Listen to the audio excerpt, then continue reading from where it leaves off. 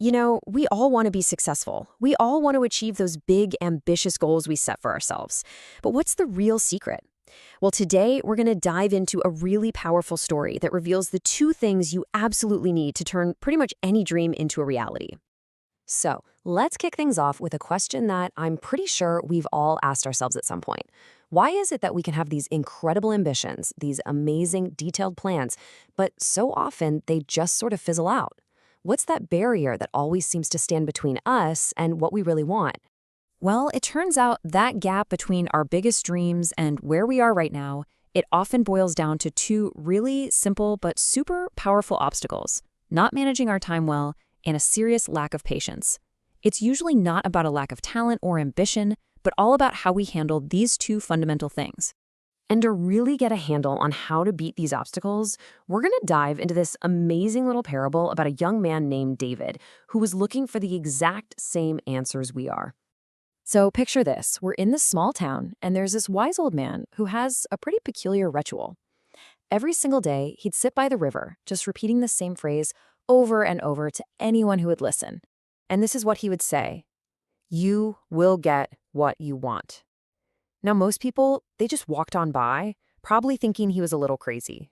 But one day, this young man, David, he heard those words, and they made him stop and really think. So David, he walks right up to the old man and asks him straight up if he could truly get what he wanted. And his dream was super specific, really ambitious. He wanted to become a very rich and successful diamond and pearl trader. And you know what? The old man just smiled and promised to give David exactly what he needed, starting with the first of two incredible gifts. So the old man puts his hand on David's palm, and he says, "I am giving you the most valuable diamond in the entire world. Its name is time." Wow, what a powerful way to reframe something that we so often just take for granted. And he gave David some really clear instructions for it. Hold this diamond of time tightly. Never, ever lose it. And remember, from this one diamond, you can create as many others as you could ever want. In other words, time isn't just something to be spent, it's the raw material for creating real value in your life. But here's the thing, that diamond of time, it wasn't enough all by itself. So the old man then presented David with the second, and just as important, treasure. He places his other hand on David's palm and gives him the second most valuable pearl in the world: patience. Think about it like this. If time is the raw material, patience is the tool you need to shape it into something amazing. And this right here, this is the core of the old man's whole philosophy. He told David to always remember that with patience, literally anything is achievable. It's not about just sitting around and waiting. It's the force that lets all your hard work and focused effort build on itself and grow over time. And he gave David a really specific, really crucial instruction on when to use it. Call upon this pearl of patience, especially when you feel like you're trying so hard, but you're just not seeing the results you want. Because that's the moment it's most valuable. And it's the exact moment most people give up.